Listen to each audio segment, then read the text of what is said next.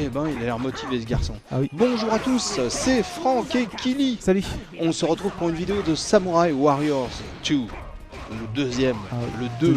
Avant il y avait le premier, et bientôt il y aura le troisième, peut-être. Donc un jeu édité et développé par Koei. L'autre, hein, Koei, oui, on est bien d'accord. Pas le Koei avec des gens tenus.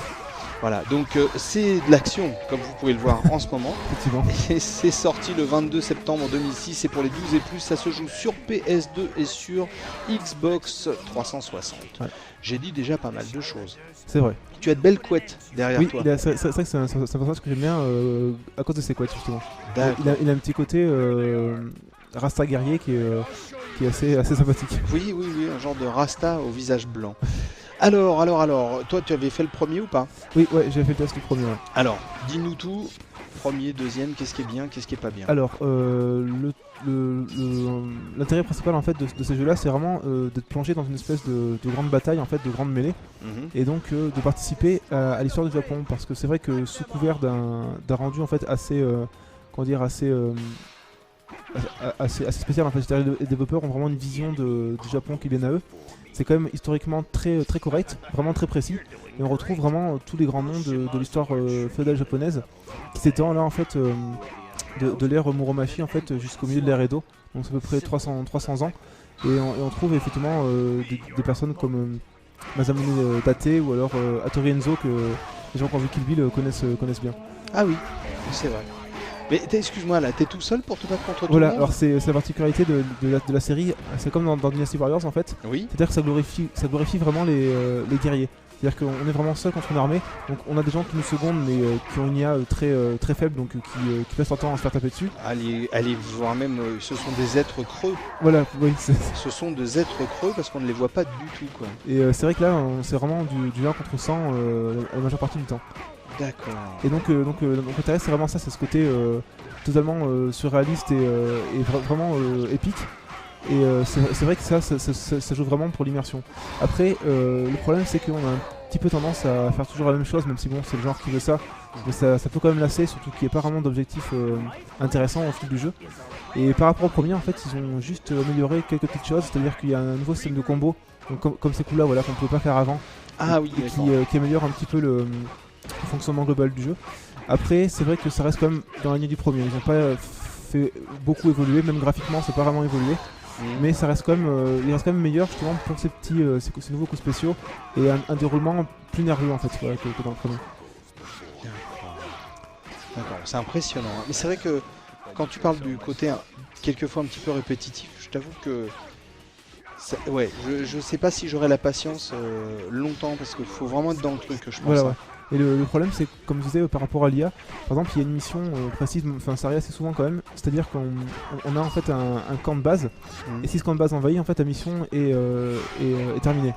Donc le problème c'est que quand par exemple on est soit même dans le camp de l'ennemi et que son camp de base est attaqué, on aura rarement le temps de revenir pour protéger, et les personnes qui sont sur place, même s'il y a une armée entière, elle ne le défendra pas. Parce que l'IA est tellement faiblarde qu'ils réagiront pas. Je suis resté exprès dans un château en attendant pour voir ce qu'ils allaient faire, et aucun n'a réagi.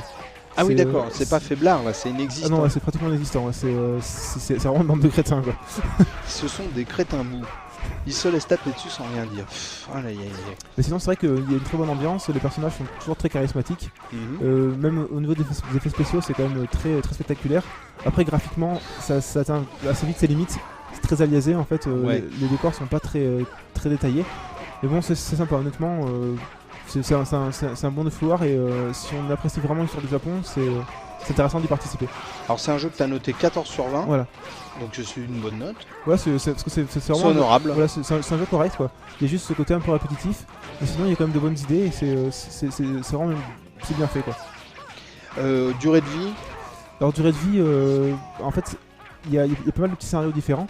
Et ils ont rajouté cette fois-ci une sorte de mini-jeu en fait, un mix entre Monopoly et le Monopoly Mario Party. Ah d'accord. Qui est assez délire en fait. C'est pas forcément super intéressant d'y passer trop de temps, mais c'est un plus vraiment, et qui permettra de monter un petit peu en fait la durée de vie générale. Et on peut jouer en fait en coopération, donc au sein même des missions. Donc ça permet justement de pas trop être ennuyé en fait par l'aspect un peu répétitif de l'ensemble. Ouais, bah écoute, hein, si c'est pas complet ça, Ah bah j'espère bien. si c'est pas complet, de toute façon, si ça vous plaît pas ce qu'il dit Kelly, lisez le test. Voilà. Et envoyez-moi des colis piégés, si ça vous Voilà, plaît pas. exactement. Bon, maintenant je le sais, donc ce sera moins piégé, mais bon quand même. Envoyez-lui des colis piégés si vous n'êtes pas content. En attendant, je refais un petit tour, tu veux rajouter quelque chose? Ah non, c'est bon. Bah, tu te bats comme un chiffonnier, toi c'est tout ce que tu fais aujourd'hui. Je mets des coups de dread. Je mets des coups de dreadlock. Oh, yeah. Rastafari. Donc ça s'appelle Samurai Warrior 2. Ah oui. On est bien d'accord. Ah oui, on est bien d'accord. On est bien d'accord. Donc c'est édité et développé par Koei. C'est de l'action, c'est sur PS2 et 360. C'est déconseillé aux moins de 12 ans. Et voilà, on a tout dit ou presque.